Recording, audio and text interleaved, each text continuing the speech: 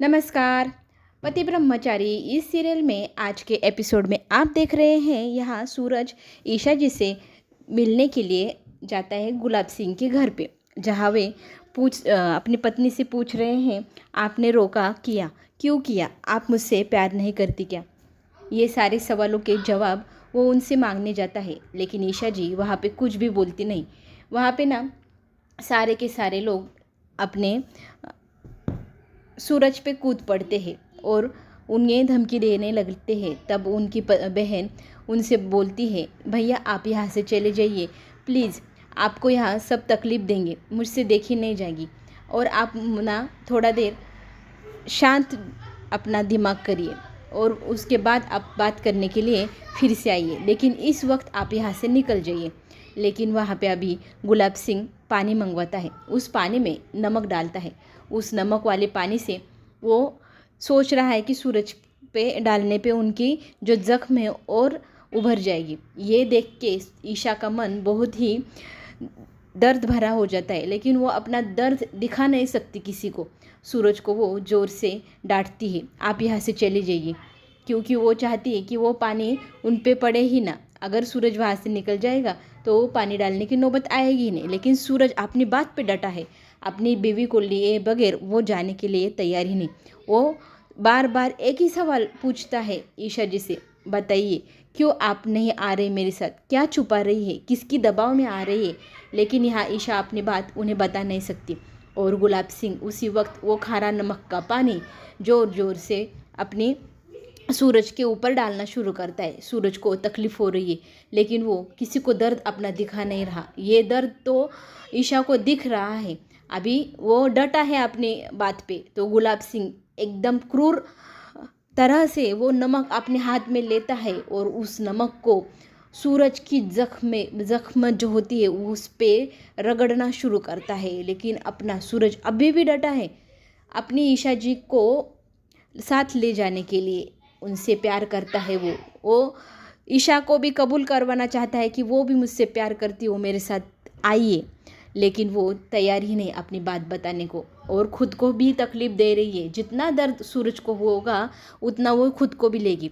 उस रिंग वाली उंगली पे ज़ख्म होता है, उस ज़ख्म को वो भी खुद अपने हाथ से नमक वाली बरनी में डाल देती है और सूरज को बोलती है, प्लीज़ यहाँ से चले जाओ, मैं शादी करूँगी, मैं अपनी दूसरी शादी के बाद लैविश लाइफ जीऊँगी, बड़ी बड़ी अमीर घर में मैं जा रही हूँ, देख मेरे गले में कितना सोना है, मेरे हाथ में कितना सोना है, और मैं नए घर में जाऊंगी, वहाँ सुख से रहूंगी। जो सुख तूने मुझे दिया नहीं वो सारे सुख मुझे नए वाले घर पे मिलेंगे। ये बोलकर ईशा दर्द से अपना दर्द छुपा कर यहाँ सूरज को बोलती है, और सूरज वहाँ से वापस लौट जाता है।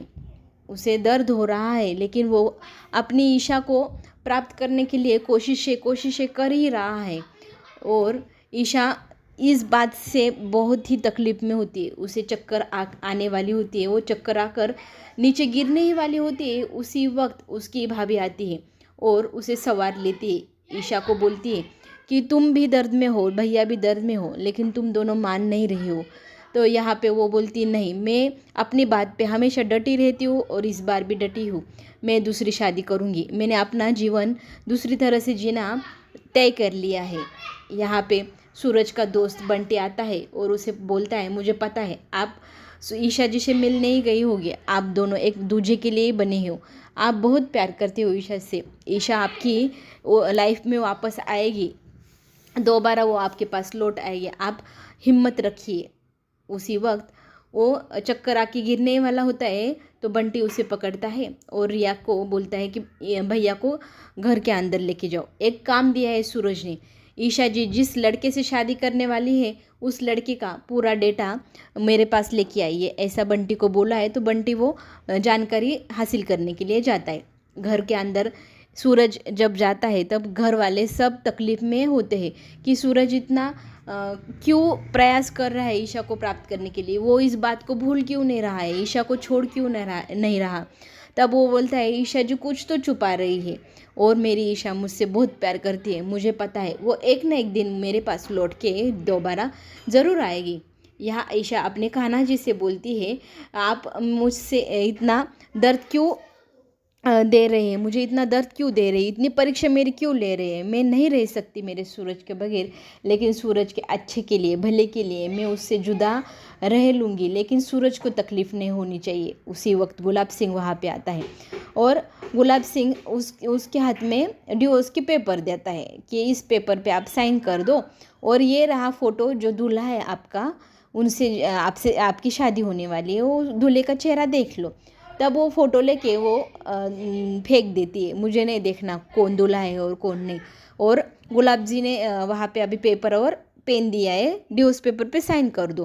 तो वो बोल रही है कि मैं तभी साइन करूँगी जब मेरे घर में सब सुखी रहेंगे, खुश रहेंगे। मेरे पापा जी अरविंद सर जो है, उनके आपने जॉब ले ली है, वो सारे मान सम्मान उन्हें वापस मिलने चाहिए, तब जाकर मैं इस पेपर पे साइन करूँगी। और वो पेपर और वो पेन वो टेबल पे रख दिए थी। गुलाब सिंह बोलता है ठीक है, मैं अभी आता हूँ, और वो बाहर चले जाते। यहाँ ईशा जी अपने कान्हा जी से बात कर रही है, अगर मुझे दर्द होगा तो अरविंद और उनकी फैमिली खुश रहेगी तो भी चलेगा, लेकिन वो सारा परिवार खुश रहना चाहिए।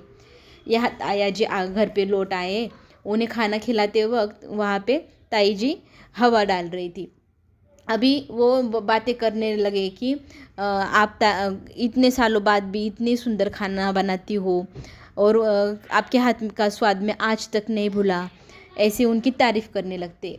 तो वहाँ पे वो सूरज की वजह से विचार में होती है कि उसका क्या होगा, वो खुश कब रहेगा, उसकी तकलीफ़ मुझसे देखी नहीं जा रही।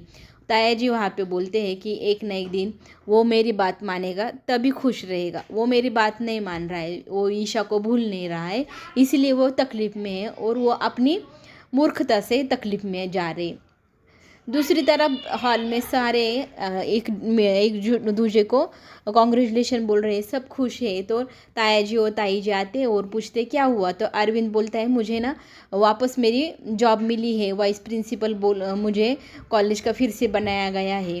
तो ये बात सुन के सूरज को, घर वालों को, सबको बहुत खुशी होती है। तो सब उन्हें मुबारक देते हैं। तब वो ताया जी बोलते हैं कि मैंने जो पूजा करवाई थी उसकी वजह से ये सारा कुछ हुआ है। ये बात अरविंद जी को पसंद नहीं। वो बोलते हैं कि आपने पूजा पाठ नसीब वजह से प्राप्त होता है, लेकिन वो समझाते मैंने अंगूठी जो दी थी तुम्हें, उस अंगूठी का ये परिणाम है, इसीलिए तो तुम्हें इतनी बड़ी जॉब तुम्हारी वापस मिली है। ये बात तुम समझ नहीं रहे हो। और ये सच